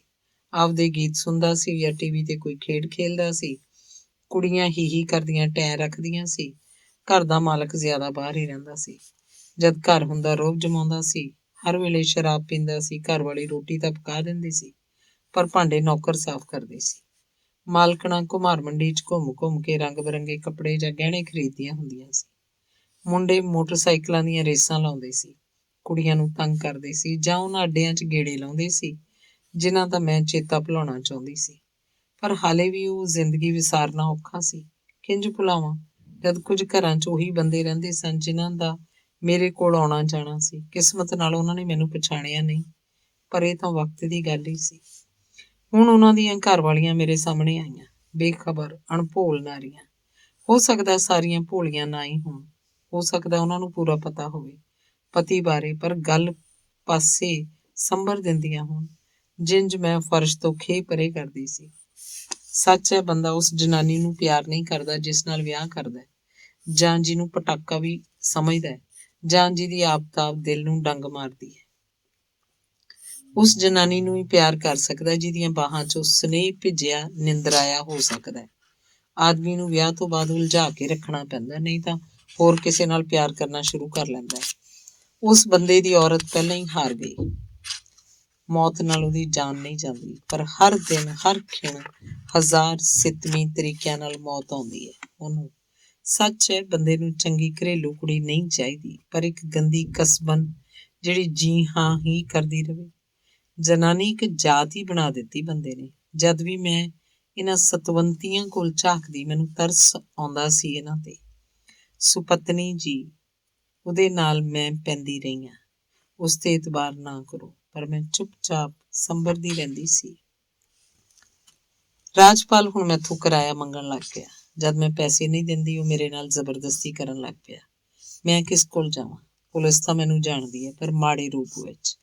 ਬਸ ਹਰ ਦਿਨ ਮੈਨੂੰ ਇੱਕ ਬੇਜਜ਼ਬੀ ਬੁੱਤ ਵਾਂਗ ਪੈ ਕੇ ਉਹਨੂੰ ਖੁਸ਼ ਕਰਨਾ ਪੈਂਦਾ ਸੀ। ਮੈਂ ਹਾਰ ਕੇ ਉਹਦਾ ਘਰ ਛੱਡ ਦਿੱਤਾ ਤੇ ਇੱਕ ਕਮਰਾ ਕਿਰਾਏ ਤੇ ਲੈ ਲਿਆ। ਹੁਣ ਰਾਜਪਾਲ ਦੀ ਲੋੜ ਨਹੀਂ ਸੀ। ਮਾਲਕਣਾ ਨੇ ਹੋਰਾਂ ਨੂੰ ਮੇਰੀ ਸਿਫਾਰਿਸ਼ ਕੀਤੀ, ਕੰਮ ਮਿਲ ਗਿਆ। ਇਸ ਤਰ੍ਹਾਂ ਕਿਸਮਤ ਨੇ ਅਜੀਬ ਖੇਲ ਖੇਲਿਆ। ਇੱਕ ਨਵੇਂ ਗਾਹਕ ਦੇ ਘਰ ਕੰਮ ਸ਼ੁਰੂ ਕੀਤਾ। ਉਹਦੇ 2 ਜਵਾਨ ਬੱਚੇ ਸੀ। ਮੈਂ ਉਹਦੇ ਚਿਹਰੇ ਨੂੰ ਪਛਾਣਦੀ ਸੀ। ਹਾਂ, ਫਿਲਮਾਂ 'ਚ ਵੇਖਿਆ ਸੀ। ਮੁੱਖ ਗੋਲਮੋਲ ਸੀ, ਅੱਖਾਂ ਮੋਟੀਆਂ, ਨੱਕ ਲੰਬਾ, ਬੁੱਲ੍ਹ ਵਿਲਾਸ ਸਨ। ਹਮੇਸ਼ਾ ਸਾੜੀ ਪਾਈ ਹੁੰਦੀ ਸੀ। ਜਦ ਤੱਕ ਮੇਰੇ ਕਮਲੇ ਦਿਮਾਗ ਨੂੰ ਸਮਝ ਆਈ ਕਿ ਉਹ ਕੌਣ ਸੀ, ਉਸ ਵਕਤ ਤੱਕ ਮੈਂ ਅੱਧਾ ਘਰ ਸਾਫ਼ ਕਰਤਾ ਸੀ। ਜਦ ਮੈਂ ਘਰੋਂ ਨਿਕਲਣ ਦੀ ਕੋਸ਼ਿਸ਼ ਕੀਤੀ, ਮੁੱਖ ਦਰ ਖੋਲ੍ਹ ਕੇ ਸੰਜੇ ਸੰਘੇੜਾ ਆ ਗਿਆ ਸੀ। ਮੈਂ ਥਾਈਂ ਜੰਮ ਗਈ। ਉਹਨੇ ਵੀ ਮੈਨੂੰ ਪਛਾਣ ਲਿਆ। ਅੱਖਾਂ 'ਚੋਂ ਸਾਡੀਆਂ ਸਾਰੀਆਂ ਪਹਿਲੀਆਂ ਮੁਲਾਕਾਤਾਂ ਦੇ ਦ੍ਰਿਸ਼ ਦਿਸਣ ਲੱਗ ਪਏ। ਉਹਦੀ ਵਹੁਟੀ ਦਾ ਨਾਂ ਸੁਰੱਈਆ ਸੀ, ਜੋ ਕਦੇ ਬਾਲੀਵੁੱਡ 'ਚ ਵੱਡੀ ਨਾਇਕਾ ਹੁੰਦੀ ਸੀ।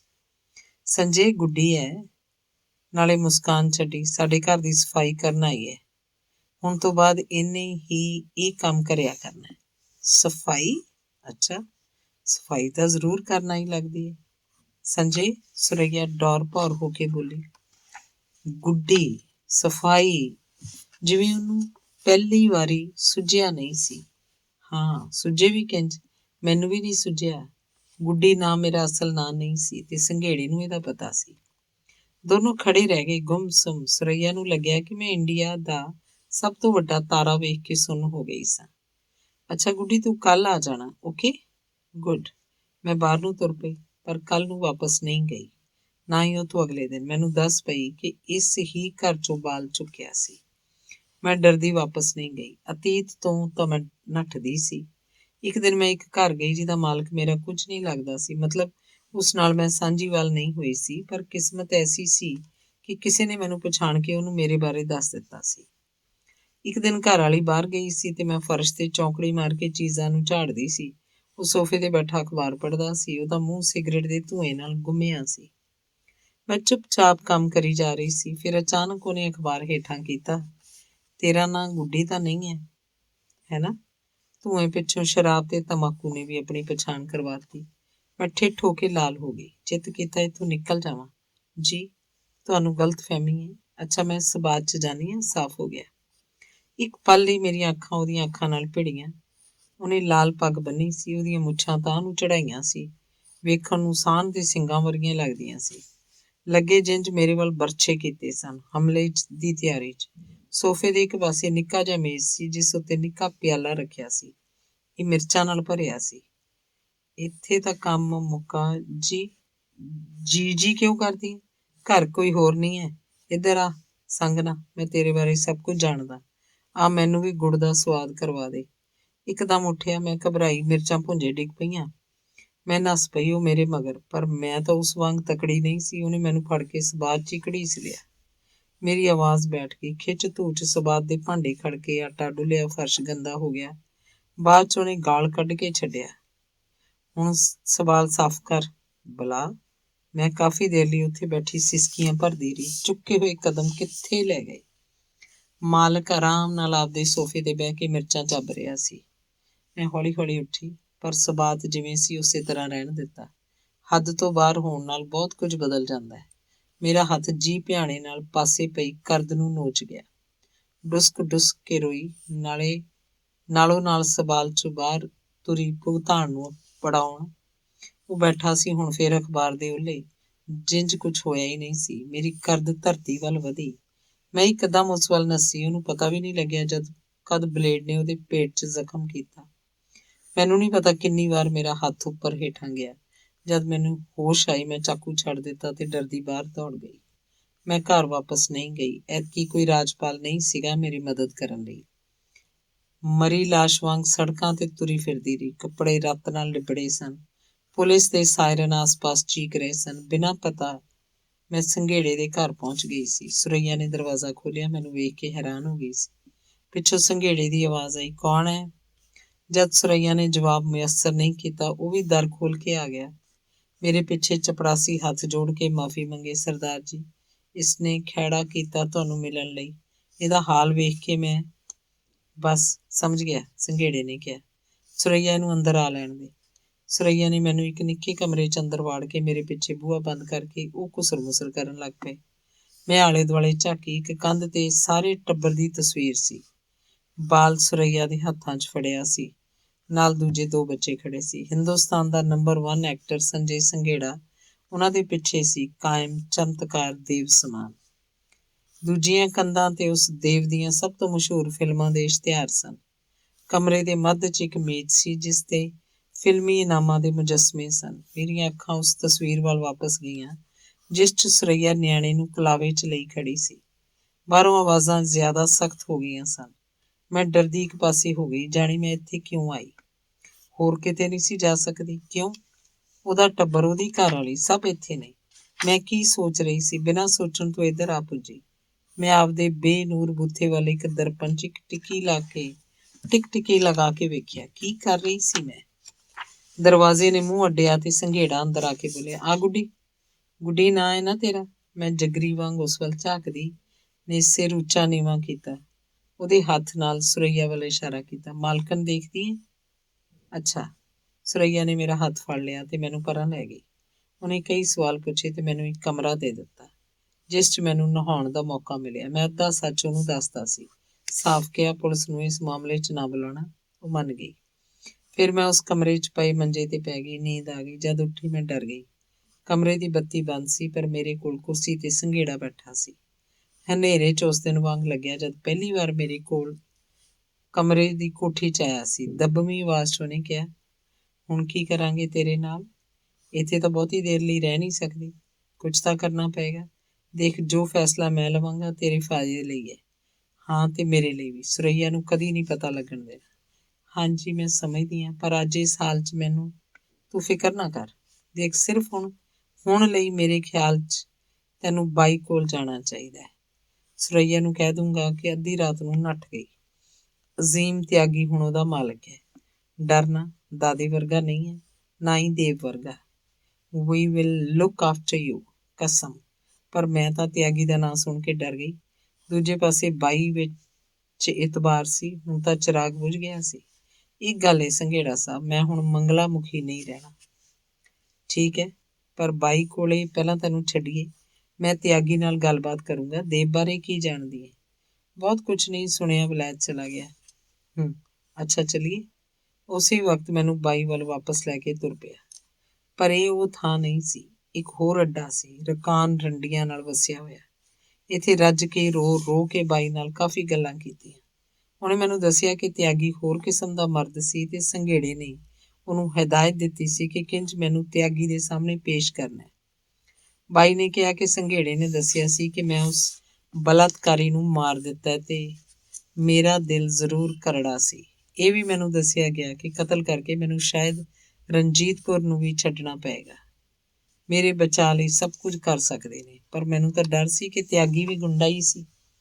ਬਾਈ ਨੇ ਇੱਕ ਔਰਤ ਨੂੰ ਸੱਦਿਆ। ਜਦ ਉਹਨੇ ਆਪਦਾ ਕੰਮ ਮੁਕਾਇਆ, ਮੈਂ ਸ਼ੀਸ਼ੇ 'ਚ ਆਪਣੇ ਆਪ ਵੱਲ ਦੇਖਿਆ। ਜਦੋਂ ਮੇਰਾ ਭੇਸ ਬਦਲ ਰਹੀ ਸੀ, ਮੇਰੇ ਮਨ 'ਚ ਇੱਕੋ ਹੀ ਸੋਚ ਦੌੜ ਰਹੀ ਸੀ, ਉਸ ਆਦਮੀ ਨੂੰ ਮੈਂ ਮਾਰ ਦਿੱਤਾ, ਹੁਣ ਕੀ ਹੋਏਗਾ? ਪਰ ਉਸ ਤਰ੍ਹਾਂ ਦੇ ਬੰਦੇ ਨਾਲ ਇਸ ਤਰ੍ਹਾਂ ਹੀ ਹੋਣਾ ਚਾਹੀਦਾ ਸੀ, ਹੈ ਨਾ? ਇਹ ਸੋਚਾਂ ਉੱਡ ਗਈਆਂ ਜਦ ਮੈਂ ਆਪਦਾ ਨਵਾਂ ਰੂਪ ਵੇਖਿਆ। ਥੋੜੇ ਚਿਰ ਲਈ ਮਨ ਨੂੰ ਕਿਸੇ ਹੋਰ ਪਾਸੇ ਤੋਰਨ ਲਈ ਇਹ ਨਵੀਂ ਗੱਲ ਸੀ। ਮੇਰੀ ਨਵੀਂ ਸੂਰਤ, ਉਹਨੇ ਚਿਹਰਾ ਮੋਹਰਾ ਬਦਲ ਦਿੱਤਾ। ਮੇਰੇ ਸਾਹਮਣੇ ਤਾਂ ਚੰਦਰਬੰਸੀ ਅਜਨਬੀ ਖਲੋਤੀ ਸੀ। ਉਹਨੇ ਮੇਰੇ ਵਾਲ ਕੱਟ ਦਿੱਤੇ ਸੀ। ਹੁਣ ਜ਼ੁਲਫਾਂ ਮੋਢਿਆਂ ਤੱਕ ਹੀ ਲਮਕਦੀਆਂ ਸੀ। ਲਾਲ ਸੁਰਖੀ ਨਾਲ ਲਬ ਰੰਗੇ ਹੋਏ ਤੇ ਅੱਖਾਂ 'ਚ ਸੁਰਮਾ ਲਾਇਆ ਹੋਇਆ, ਗੱਲਾਂ ਤੇ ਪਾਊਡਰ ਵੀ ਲਾਇਆ ਸੀ।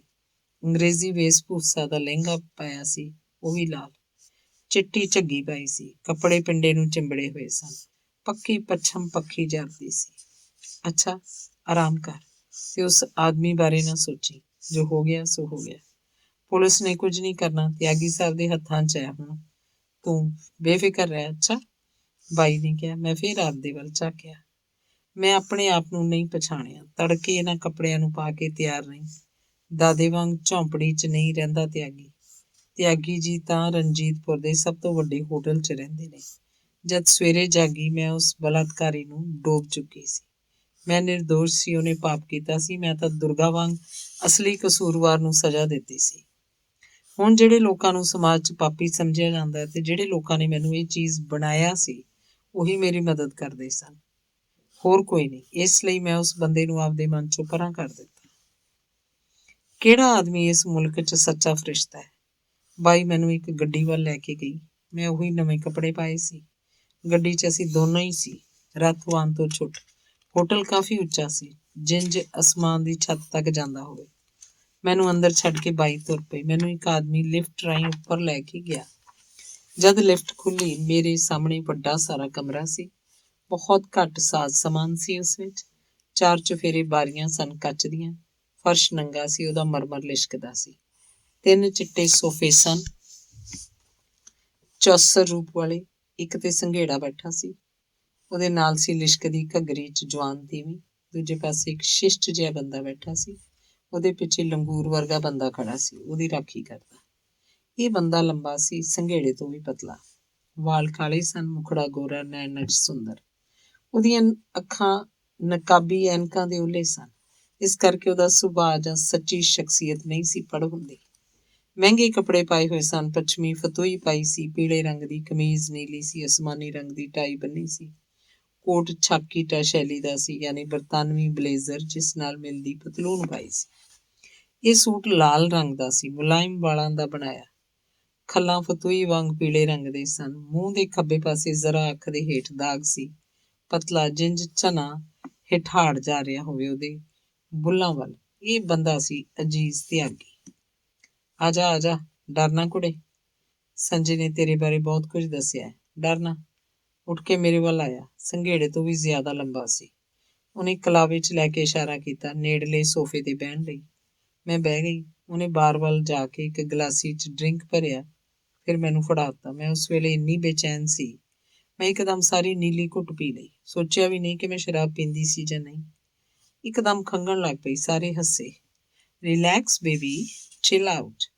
ਦੇਖ, ਜੋ ਤੂੰ ਉਸ ਆਦਮੀ ਨੂੰ ਕੀਤਾ, ਉਹਦੇ ਲਾਇਕ ਹੀ ਸੀ, ਸੋ ਫਿਕਰ ਨਾ ਕਰ, ਮੈਂ ਸਭ ਠੀਕ ਕਰਵਾ ਦੇਣਾ। ਅੱਛਾ, ਸੰਜੇ ਨੇ ਸਾਫ਼ ਦੱਸ ਦਿੱਤਾ, ਜੋ ਤੂੰ ਦਾਦੇ ਲਈ ਕਰਦੀ ਸੀ, ਹੁਣ ਨਹੀਂ ਕਰਨਾ, ਕਦੇ ਨਹੀਂ ਕਰਨਾ। ਠੀਕ ਇਹ ਵੀ ਹੋ ਸਕਦਾ ਹੈ, ਪਰ ਇਸ ਸ਼ਹਿਰ 'ਚ ਨਹੀਂ। ਕੁਝ ਦਿਨ ਇਸ ਹੋਟਲ 'ਚ ਠਹਿਰ, ਫਿਰ ਮੁੰਬਈ ਜਾਂ ਦਿੱਲੀ ਲੈ ਜਾਵਾਂਗੇ। ਹੋ ਸਕਦਾ ਮੁਲਕ 'ਚੋਂ ਬਾਹਰ ਵੀ। ਨੋ ਫਿਕਰ ਯੇ। ਗੁੱਡ। ਉਸ ਦਿਨ ਤੋਂ ਬਾਅਦ ਹਰ ਇੱਕ ਦਿਨ ਹੋਟਲ 'ਚ ਬੀਤਿਆ। ਜਦ ਮੈਂ ਤਿਆਗੀ ਦੇ ਮਹਿਮਾਨ ਦੀ ਮਹਿਮਾਨਦਾਰੀ ਨਹੀਂ ਕਰਦੀ ਸੀ, ਏਸੀ ਕਮਰੇ 'ਚ ਮੈਂ ਆਪਦੇ ਰੂਮ 'ਚ ਟੀਵੀ ਦੇਖਦੀ ਸੀ, ਜਾਂ ਤਲਾਅ 'ਚ ਤਰਦੀ ਸੀ, ਜਾਂ ਹੇਠਾਂ ਬਾਰ 'ਚ ਪੀਂਦੀ ਸੀ। ਕੁਝ ਦਿਨਾਂ ਬਾਅਦ ਮੈਨੂੰ ਕਸੀਨੋ ਦੀ ਸਿਖਲਾਈ ਮਿਲਣ ਲੱਗ ਪਈ।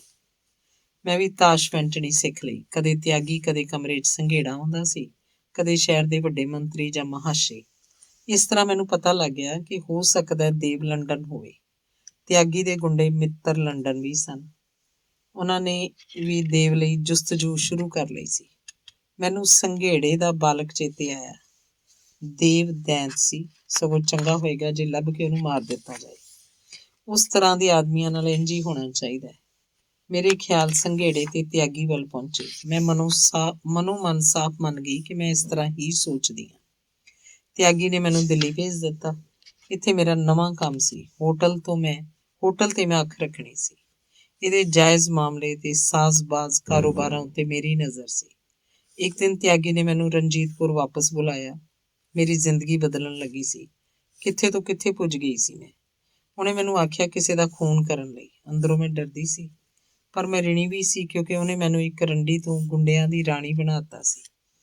ਇਸ ਲਈ ਨਾ ਕਰਨੀ ਔਖੀ ਸੀ। ਉਹਨੇ ਕਿਹਾ, ਜਦ ਮੈਂ ਪਹਿਲਾਂ ਹੀ ਕਿਸੇ ਦਾ ਕਤਲ ਕੀਤਾ ਹੈ, ਹੁਣ ਬਹੁਤੀ ਵੱਡੀ ਗੱਲ ਨਹੀਂ ਸੀ ਕਿਸੇ ਹੋਰ ਦਾ ਖੂਨ ਕਰਨ ਦੀ। ਪਹਿਲਾ ਬੱਲੀ ਦਿੱਲੀ ਦਾ ਇੱਕ ਵੱਡਾ ਸੇਠ ਸੀ। ਉਹਦੀ ਗਲਾਸੀ 'ਚ ਹਲਾਹਲ ਪਾ ਦਿੱਤਾ ਸੀ। ਇਸ ਤਰ੍ਹਾਂ ਉਸ ਦਿਨ ਤੋਂ ਬਾਅਦ ਕਈ ਮਾਰੇ ਗਏ। ਹੁਣ ਮੈਂ ਵੀ ਗੁੰਡੀ ਸੀ। ਵਕਤ ਨਾਲ ਮਨ ਸਖਤ ਹੋ ਗਿਆ ਸੀ। ਦਿਨੋਂ ਦਿਨ ਇਨਸਾਨੀਅਤ ਖਿਸਕਦੀ ਜਾਂਦੀ ਸੀ। ਤਿਆਗੀ ਮੇਰੇ ਨਾਲ ਬਹੁਤ ਖੁਸ਼ ਸੀ। ਉਹਨੇ ਮੈਨੂੰ ਰਣਜੀਤਪੁਰੇ ਦੀ ਦਾਦੀ ਬਣਾ ਦਿੱਤਾ ਸੀ। ਹੁਣ ਸਭ ਵੱਡੇ ਡੇਰੇ ਮੇਰੇ ਸਨ। ਮੈਂ ਇੱਕ ਫੈਸਲਾ ਕਰ ਲਿਆ ਸੀ, ਹੁਣ ਤੋਂ ਬਾਅਦ ਕੰਜਰਪੁਣੇ ਦਾ ਕੰਮ ਖਤਮ। ਹੋਰ ਭਾਵੇਂ ਕਰਨ, ਪਰ ਮੇਰੇ ਮੁਲਾਜ਼ਮ ਨਹੀਂ ਕਰ ਸਕਦੇ ਸਨ। ਸਗੋਂ ਜਦ ਸੁਣਦੀ ਸੀ ਕਿ ਫਲਾਣੇ ਧਮਕੇ ਨੇ ਕੋਈ ਕੁੜੀ ਚੁੱਕੀ, ਉਹਦੇ ਸਿਰ ਤੇ ਸਿਲਾ ਪਾ ਦਿੰਦੀ ਸੀ। ਕਦੀ ਕਦੀ ਖੁਦ ਵੀ ਮਾਰ ਦਿੰਦੀ ਸੀ। ਜ਼ਿੰਦਗੀ 'ਚ ਹਰੇਕ ਇਨਸਾਨ ਬਦਲਦਾ ਹੈ। ਆਮ ਸੁੰਡੀ ਤੋਂ ਤਿਤਲੀ ਬਣ ਜਾਂਦੀ ਹੈ। ਮੈਂ ਉਲਟ ਪਾਸੇ ਗਈ, ਰਣਜੀਤਪੁਰ ਦੀ ਦਾਦੀ ਬਣ ਗਈ ਸੀ। ਤਿਆਗੀ ਨੇ ਵਿਆਹ ਕਰਨਾ ਚਾਹਿਆ, ਪਰ ਮੈਂ ਨਾ ਕਰਦੀ ਸੀ। ਉਹਨੇ ਕੁਝ ਨਹੀਂ ਕਿਹਾ। ਇੱਕ ਦਿਨ ਉਹਨੂੰ ਵੀ ਵਾਪਸ ਮੁੰਬਈ ਬੁਲਾ ਲਿਆ ਗਿਆ। ਪਹਿਲੀ ਵਾਰ ਸ਼ਹਿਰ ਇੱਕ ਮਹਾਰਾਣੀ ਦੇ ਹੱਥਾਂ 'ਚ ਸੀ। ਸ਼ਹਿਰ ਮੇਰਾ ਗੁਲਾਮ ਸੀ। ਕੁਝ ਲੋਕ, ਖਾਸ ਪੁਲਸੀਏ ਜਿਨ੍ਹਾਂ ਨਾਲ ਮੈਂ ਸਾਂਝੀਵਾਨ ਹੋਈ ਸੀ, ਮੇਰੀ ਅਹੀ ਤਹੀ ਕਰਦੇ ਸਨ, ਪਰ ਜਦ ਉਹਨਾਂ ਦੇ ਟੱਬਰਾਂ ਨੂੰ ਖਤਰਾ ਪਿਆ, ਉਹ ਵੀ ਪਿੱਛੇ ਹਟ ਗਏ। ਕਈਆਂ ਨੂੰ ਮਰਵਾਇਆ ਵੀ ਸੀ ਮੈਂ। ਹੁਣ ਮੇਰੇ ਤੇ ਦੇਵ 'ਚ ਕੀ ਫਰਕ ਰਹਿ ਗਿਆ ਸੀ? ਹਾਂ, ਦੇਵ, ਉਸ ਬਾਰੇ ਥੋੜਾ ਜਿਹਾ ਦੱਸਾਂ। ਸੰਘੇੜੇ ਦੇ ਖਾਸ ਮਿੱਤਰ ਨੂੰ ਇੱਕ ਰਾਜੂ ਜਾਣਦਾ ਸੀ। ਉਹਨੇ ਬਰਤਾਨੀਆ 'ਚ ਚੋਰੀ ਲਈਆਂ ਤਸਵੀਰਾਂ ਸੰਘੇੜੇ ਨੂੰ ਵਿਖਾਈਆਂ। ਇਹਨਾਂ 'ਚ ਸੰਘੇੜੇ ਨੇ ਦੇਵ ਨੂੰ ਪਛਾਣ ਲਿਆ। ਉਹਨੇ ਫਿਰ ਤਿਆਗੀ ਨਾਲ ਗੱਲ ਕੀਤੀ। ਇਸ ਵਕਤ ਤੱਕ ਤਾਂ ਤਿਆਗੀ ਤੇ ਮੇਰੇ ਸਿਪਾਹੀਆਂ ਨੇ ਸੰਘੇੜੇ ਦੇ ਕੇਸ ਦੇ ਸਾਰੇ ਦੋਸ਼ੀ ਮਾਰਤੇ ਸੀ, ਦੇਵ ਤੋਂ ਸਿਵਾ। ਅਗਲੇ ਮਹੀਨੇ ਸੰਘੇੜੇ ਦੀ ਇੱਕ ਪਿਕਚਰ ਲੰਡਨ 'ਚ ਖੁੱਲ੍ਹਣੀ ਸੀ। ਉਸ ਬਹਾਨੇ ਉਹ ਲੰਡਨ ਚਲਾ ਗਿਆ। ਉੱਥੇ ਰਾਜੂ ਨਾਲ ਮਿਲ ਕੇ ਕਿਸੇ ਜਮੀਕੇ ਗੁੰਡੇ ਨਾਲ ਗੱਲਬਾਤ ਹੋਈ। ਇਸ ਤੋਂ ਬਾਅਦ ਸੰਘੇੜਾ ਲੋਪ ਹੋ ਗਿਆ। ਸਾਨੂੰ ਖਬਰ ਮਿਲੀ ਕਿ ਸੰਘੇੜਾ ਮਰ ਗਿਆ ਸੀ। ਜਦ ਇਹ ਗੱਲ ਮੀਡੀਆ 'ਚ ਆ ਗਈ, ਸਾਰਾ ਹਿੰਦੁਸਤਾਨ ਦੁਖੀ ਹੋਇਆ। ਮੈਂ ਹੁਣ ਲੋਕਾਂ ਦੀਆਂ ਅੱਖਾਂ 'ਚ ਇੱਕ ਕਾਰੋਬਾਰੀ ਔਰਤ ਸੀ। ਮੈਂ ਸੁਰੱਈਆ ਕੋਲ ਅਫਸੋਸ ਕਰਨ ਗਈ। ਇੱਕ ਵਾਰ ਉਹਨੇ ਮੇਰੀ ਮਦਦ ਕੀਤੀ ਸੀ, ਹੁਣ ਮੇਰੀ ਵਾਰੀ ਸੀ। ਸੰਘੇੜੇ ਦੀ ਅਰਥੀ ਕੱਢੀ ਤੇ ਉਠਾਲੇ ਵੀ ਹੋ ਗਏ ਸੀ। ਫਿਰ ਕੁਝ ਹਫ਼ਤਿਆਂ ਬਾਅਦ ਖਬਰ ਮਿਲੀ ਕਿ ਇੱਕ ਕਾਲੇ ਦੇ ਘਰੋਂ ਉਹਦੀ ਲਾਸ਼ ਮਿਲੀ ਸੀ। ਕਾਲਾ ਉਹੀ ਜਮੀਕਾ ਨਿਕਲਿਆ। ਅਸੀਂ ਸਮਝ ਗਏ ਕਿ ਇਹ ਕੰਮ ਦੇਵ ਨੇ ਕੀਤਾ ਸੀ। ਇੱਕ ਦਿਨ ਮੁੰਬਈ 'ਚ ਤਿਆਗੀ ਨੂੰ ਕੋਈ ਅੰਗਰੇਜ਼ੀ ਪੰਜਾਬੀ ਮੁੰਡਾ ਮਿਲਣ ਆਇਆ। ਦੇਵ ਅਮਨ ਚਾਹੁੰਦਾ ਸੀ। ਜਵਾਬ 'ਚ ਤਿਆਗੀ ਨੇ ਉਹਦਾ ਸਿਰ ਭੇਜ ਦਿੱਤਾ। ਹੁਣ ਤੋਂ ਬਾਅਦ ਦੇਸ਼ ਦੇ ਸਭ ਗੁੰਡਿਆਂ ਨੂੰ ਹੁਕਮ ਹੋਇਆ ਉਹਨੂੰ ਮਾਰਨ ਦਾ। ਇਸ ਬਾਰੇ ਗਾਹਾਂ ਦੱਸੂਗੀ। ਸੰਘੇੜੀ ਦੀ ਧੀ ਦੀ ਸ਼ਾਦੀ ਦਾ ਵਕਤ ਆ ਗਿਆ। ਕਈ ਸਾਲ ਬੀਤ ਗਏ ਸਨ ਤੇ ਮੈਂ ਸੁਰੱਈਆ ਦੀ ਮਦਦ ਕੀਤੀ। ਇਸ ਮਾਹੌਲ 'ਚ ਲੋਕ ਮੇਰੇ ਕੋਲ ਵੀ ਆਉਂਦੇ ਸਨ ਵਧਾਈਆਂ ਦੇਣ। ਮੈਂ ਉਸੇ ਹੋਟਲ ਦੇ ਕਮਰੇ 'ਚ ਹੀ ਹੁੰਦੀ ਸੀ ਜਿੱਥੇ ਪਹਿਲੀ ਵਾਰ ਤਿਆਗੀ ਮਿਲਿਆ ਸੀ। ਸਾਡਾ ਵਿਆਹ ਹਾਰ ਕੇ ਹੋ ਹੀ ਗਿਆ। ਮੈਨੂੰ ਔਖਾ ਲੱਗਿਆ ਸੀ ਆਦਮੀ ਤੇ ਭਰੋਸਾ ਕਰਨਾ, ਪਰ ਮੰਨ ਗਈ ਉਸ ਨਾਲ ਸ਼ਾਦੀ ਕਰਨ ਲਈ। ਉਹ ਹੁਣ ਮੇਰਾ ਮਸ਼ੀਰ ਸੀ, ਮੇਰੇ ਨਾਲ ਇਸ ਦਰਬਾਰ 'ਚ ਬੈਠਦਾ ਸੀ, ਫੈਸਲੇ ਮੇਰੇ ਹੀ ਹੁੰਦੇ ਸੀ। ਖੈਰ, ਜਦ ਖੁਸ਼ੀ ਦਾ ਸਾਹ ਆਉਂਦਾ ਸੀ, ਮੈਥੋਂ ਲੋਕ ਇਨਾਇਤ ਮੰਗਦੇ ਸੀ। ਅੱਜ ਸੁਰੱਈਆ ਦੀ ਧੀ ਦਾ ਸ਼ਗਨ ਸੀ, ਇਸ ਲਈ ਹੋਟਲ ਦੀ ਲੌਬੀ 'ਚ ਕਈ ਲੋਕ ਬੈਠੇ ਸਨ, ਕੁਝ ਮੰਤਰੀ, ਕੁਝ ਪੁਲਸੀਏ, ਕੁਝ ਗੁੰਡੇ। ਪਰ ਇਹਨਾਂ ਨਾਲ ਹੀ ਆਮ ਜਨਤਾ ਵੀ ਸੀ, ਜਿਨ੍ਹਾਂ ਲਈ ਹੋਰ ਕੋਈ ਰਸਤਾ ਨਹੀਂ ਸੀ। ਇਸ ਵੇਲੇ ਮੇਰੇ ਸਾਹਮਣੇ ਇੱਕ ਨਾਨ ਬਾਈ ਖੜਾ ਸੀ। ਉਹ ਬਿਹਾਰੀ ਸੀ। ਮੇਰੇ ਕੋਲ ਤਿਆਗੀ ਵੀ ਬੈਠਾ ਸੀ। ਮੈਂ ਨਾਨ ਬਾਈ ਨੂੰ ਇਸ਼ਾਰਾ ਕੀਤਾ ਬੋਲਣ ਲਈ। ਨਾਨ ਬਾਈ ਨੇ ਕਿਹਾ, ਜੀ ਮਹਾਰਾਣੀ ਜੀ, ਮੈਂ ਆਮ ਤੁਹਾਡੇ ਕੋਲ ਆਉਣ ਵਾਲਾ ਨਹੀਂ ਸੀ। ਉਹ ਪੰਜਾਬ 'ਚ ਬਹੁਤ ਸਾਲਾਂ ਦਾ ਆਇਆ ਹੋਣ ਕਰਕੇ ਪੰਜਾਬੀ ਬੋਲ ਸਕਦਾ ਸੀ, ਪਰ ਹੋਰ ਰਾਹ ਨਹੀਂ ਦਿਸਦਾ। ਮੈਂ ਹੇਠਾਂ ਲੌਬੀ 'ਚ ਉਹੀ ਲੋਕ ਵੇਖੇ ਨੇ ਜਿਨ੍ਹਾਂ ਕੋਲ ਮੱਥਾ ਰਗੜਿਆ, ਪਰ ਫਿਰ ਵੀ ਉਂਗਲੀ ਨਹੀਂ ਚੁੱਕੀ ਮਦਦ ਕਰਨ ਲਈ। ਤਿਆਗੀ, ਗੱਲ ਕੀ ਹੈ? ਨਾਨ ਬਾਈ, ਮੈਂ ਬਿਹਾਰ ਤੋਂ ਇੱਥੇ ਆਇਆ ਕੇਵਲ ਕਮਾਈ ਲਈ। ਫਿਰ ਵੀ ਨਿੱਤ ਗਾਲਾਂ ਖਾਧੀਆਂ ਕਿਉਂਕਿ ਮੈਂ ਭਈਆ। ਹਰੇਕ ਦੀ ਨਜ਼ਰ 'ਚ ਉਹਦਾ ਕੰਮ ਚੋਰੀ ਕਰਨ ਆਇਆ ਹਾਂ। ਫਿਰ ਉਹੀ ਲੋਕ ਖੁਦ ਉਹਨਾਂ ਕੰਮਾਂ ਨੂੰ ਕਰਨ ਲਈ ਹੱਥ ਨਹੀਂ ਪਾਉਂਦੇ। ਖੈਰ, ਆਪਦੇ ਹੱਥਾਂ ਨਾਲ ਸਖਤ ਕੰਮ ਕਰਕੇ ਬੇਕਰੀ ਚਲਾਈ। ਮੈਂ ਮਿਹਨਤ ਨਾਲ ਆਪਦੀਆਂ 2 ਧੀਆਂ ਪੜ੍ਹਾਈਆਂ, ਹੁਣ ਜਵਾਨ ਹੋ ਗਈਆਂ। ਇੱਕ ਨੇ ਮੇਰੀ ਗੱਲ ਮੰਨੀ ਨਹੀਂ, ਪਰ ਜੱਟਾਂ ਦੇ ਮੁੰਡੇ ਨਾਲ ਸਕੂਟਰਾਂ ਤੇ ਫਿਰਨ ਲੱਗ ਪਈ। ਮੈਂ ਉਹਨੂੰ ਕਿਹਾ ਕਿ ਜਾਤ ਕਰਕੇ ਪਰਾਂ ਰਹੇ, ਪਰ ਉਹ ਮੰਨੀ ਨਹੀਂ। ਇਸ ਵੇਲੇ ਨਾਨ ਬਾਈ ਦੇ ਹੱਥ ਕੰਬ ਰਹੇ ਸੀ, ਸੋ ਮੈਂ ਤਿਆਗੀ ਨੂੰ ਇਸ਼ਾਰਾ ਕੀਤਾ ਉਹਨੂੰ ਪਾਣੀ ਦੇਣ ਲਈ। ਜਦ ਨਾਨ ਬਾਈ ਨੇ ਪੀ ਲਿਆ, ਉਹਨੇ ਆਪਦੀ ਗੱਲ ਅੱਗੇ ਤੋਰੀ। ਫਿਰ ਇੱਕ ਦਿਨ ਉਸ ਮੁੰਡੇ ਨੇ ਜ਼ਬਰਦਸਤੀ ਕੀਤੀ ਮੇਰੀ ਧੀ ਨਾਲ, ਪਰ ਉਹਦੇ ਜੱਟ ਬਾਪੂ ਨੇ ਪੁਲਿਸ ਨੂੰ ਪੈਸੇ ਦੇ ਕੇ ਵਿਦਾ ਕਰ ਦਿੱਤਾ। ਜਦ ਮੇਰੀ ਬੇਟੀ ਨੇ ਨਾ ਕੀਤਾ, ਉਹਨੇ ਮੇਰੀ ਲਾਡਲੀ ਨੂੰ ਮਾਰਿਆ। ਕੁੜੀ ਦਾ ਮੁਖੜਾ ਸੁੰਦਰ ਸੀ, ਗੋਰੀ ਚਿੱਟੀ ਸੀ, ਪਰ ਉਹਨੇ ਤਾਂ... ਉਹ ਰੋਣ ਲੱਗ ਪਿਆ। ਮੈਂ ਸਮਝ ਗਈ, ਪਰ ਮੈਥੋਂ ਕੀ ਚਾਹੁੰਦਾ ਹੈ? ਨਾਨ ਬਾਈ, ਮਹਾਰਾਣੀ ਜੀ, ਬਦਲਾ। ਉਹਨੂੰ ਮਾਰੋ, ਉਹਨੂੰ ਮਾਰੋ। ਮੈਂ, ਇਹ ਤਾਂ ਇਨਸਾਫ ਨਹੀਂ ਹੈ। ਉਹ ਮੁੰਡਾ ਵੀ ਕਿਸੇ ਦਾ ਹੈ, ਉਹਨੇ ਮਾਰਿਆ, ਤੂੰ ਵੀ ਉਹਨੂੰ ਕੁੱਟ ਸਕਦਾ ਹੈ। ਹੋਰ ਕੀ ਲੋੜ ਹੈ? ਤੇਰੀ ਧੀ ਅਕਸਰ ਜਿਉਂਦੀ ਹੈ। ਨਾਨ ਬਾਈ, ਨਹੀਂ ਜੀ, ਨਹੀਂ ਜੀ, ਉਹਦਾ ਹਾਲ ਐਸਾ ਹੈ ਕਿ ਕਿਸੇ ਨੇ ਕਦੀ ਉਸ ਨਾਲ ਵਿਆਹ ਨਹੀਂ ਕਰਨਾ।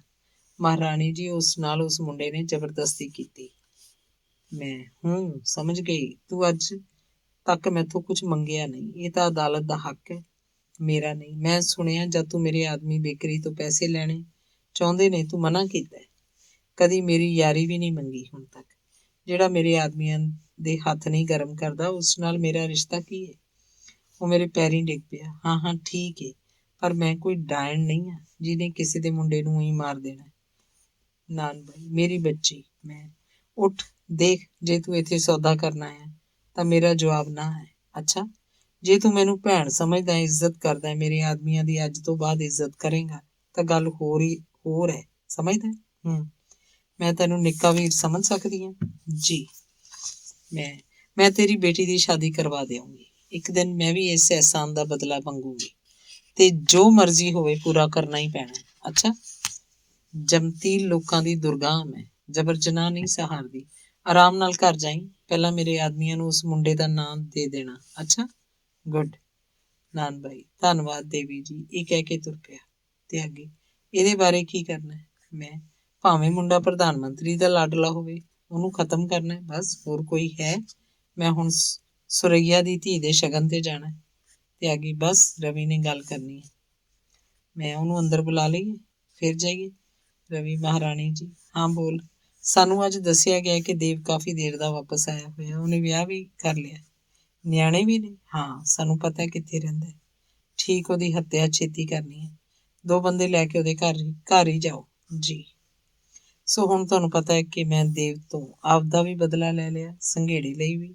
ਸੱਚ ਇਹ ਹੈ ਕਿ ਮੈਂ ਇਹ ਕੰਮ ਸੰਘੇੜੇ ਲਈ ਨਹੀਂ ਕੀਤਾ, ਉਸ ਬਾਲਕ ਲਈ ਕੀਤਾ ਜਿਹਨੂੰ ਉਹਦੀ ਮਾਂ ਤੋਂ ਪਰਾਂ ਅਗਵਾ ਕਰ ਲੈ ਗਏ ਸੀ।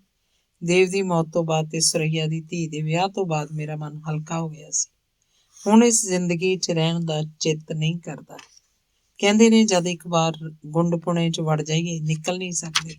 ਕੁਝ ਲੋਕ ਚਾਹੁੰਦੇ ਨੇ ਪਾਪ ਦਾ ਜੀਵਨ, ਕੁਝ ਲੋਕ ਮਜਬੂਰੀ 'ਚ ਇਸ ਤਰ੍ਹਾਂ ਤੁਰ ਪੈਂਦੇ ਨੇ। ਗੁੱਸਾ ਸੀ ਜੱਗ ਨਾਲ, ਜਿਹਨੇ ਮੈਨੂੰ ਆਪਦੇ ਘਰੋਂ ਚੁੱਕਿਆ। ਉਸ ਲਈ ਸਾਰੀ ਦੁਨੀਆ ਨੂੰ ਸਾੜਨਾ ਚਾਹੁੰਦੀ ਸੀ। ਪਰ ਇਸ ਸਭ ਕਰਕੇ ਮੈਂ ਤਾਂ ਉਹ ਨਹੀਂ ਹਾਂ ਜਿਸ ਕਰਕੇ ਮੈਂ ਪਹਿਲਾਂ ਚੁੱਕੀ ਗਈ ਸੀ। ਮੇਰੇ ਤੇ ਦੇਵ 'ਚ ਕੀ ਫਰਕ ਹੈ? ਸੰਘੇੜੇ ਤੇ ਦਾਦੇ 'ਚ ਕੀ ਫਰਕ ਸੀਗਾ? ਤਿਆਗੀ ਤਾਂ ਕੋਈ ਰਸੂਲ ਨਹੀਂ ਸੀ, ਸਗੋਂ ਅਸੀਂ ਤਾਂ ਜਮਦੂਤ ਹਾਂ, ਹਊਆ ਦੇ ਮੁਖਤਿਆਰ। ਦੇਵ ਦੀ ਮੌਤ ਬਾਅਦ ਮੈਂ ਸੋਚ ਕੇ ਕੁਰਸੀ ਹੋਰ ਕਿਸੇ ਨੂੰ ਦੇ ਦਿੱਤੀ। ਹੁਣ ਇੱਕ ਦਿਨ ਮੇਰੇ ਤੇ ਤਿਆਗੀ ਤੋਂ ਵੀ ਜ਼ਰੂਰ ਕੋਈ ਆਏਗਾ ਬਦਲਾ ਲੈਣ। ਪਾਪ ਦਾ ਚੱਕਰ ਕਦੀ ਨਹੀਂ ਰੁਕਦਾ। ਸਾਡਾ ਦੇਸ਼ ਤਾਂ ਇਸ ਚੱਕਰ 'ਚ ਖੁਸ਼ੀ ਨਾਲ ਨੱਸਿਆ ਫਿਰਦਾ ਹੈ, ਜਿੰਜ ਚੂਹਾ ਚੱਕਰੀ 'ਚ ਦੌੜਦਾ, ਜਿਸ ਲਈ ਕੋਈ ਅੰਤ ਨਹੀਂ, ਕੋਈ ਸ਼ੁਰੂਆਤ ਨਹੀਂ। ਜ਼ਿੰਦਗੀ ਦਾ ਖੇਲ, ਗਰਦਸ਼, ਕਾਲ ਚੱਕਰ ਦਾ ਖਿਡੌਣਾ। ਹੋਰ ਅਸੀਂ ਹੈ ਹੀ ਕੀ ਹਾਂ? ਮੌਤ ਨਾਲ ਸਨਾਟਾ ਛਾ ਜਾਣਾ ਹੈ, ਹੋਰ ਕੁਝ ਨਹੀਂ ਹੈ। ਹੋਰ ਸਭ ਕੁਝ ਦਰੇਗ ਹੈ। ਜ਼ਿੰਦਗੀ 'ਚ ਤਾਂ ਗੁੰਡਾ ਹੀ ਜਿੱਤਦਾ ਹੈ, ਚੰਗੇ ਤਾਂ ਕੇਵਲ ਅਫਸਾਨਿਆਂ 'ਚ ਹੀ ਜਿੱਤਦੇ ਨੇ। ਇੱਕ ਦਿਨ ਮੈਨੂੰ ਵੀ ਜਿੰਜ ਦੇਵ ਨੂੰ ਮਾਰਿਆ ਸੀ, ਕੋਈ ਮਾਰਨ ਆਏਗਾ। ਹੋ ਸਕਦਾ ਉਸ ਦਿਨ ਤੋਂ ਪਹਿਲਾਂ ਅਜਲ ਕਤਲ ਨੂੰ ਚਕਮਾ ਦੇ ਦੂੰਗੀ, ਹੋ ਸਕਦਾ ਹੈ। ਧੰਨਵਾਦ।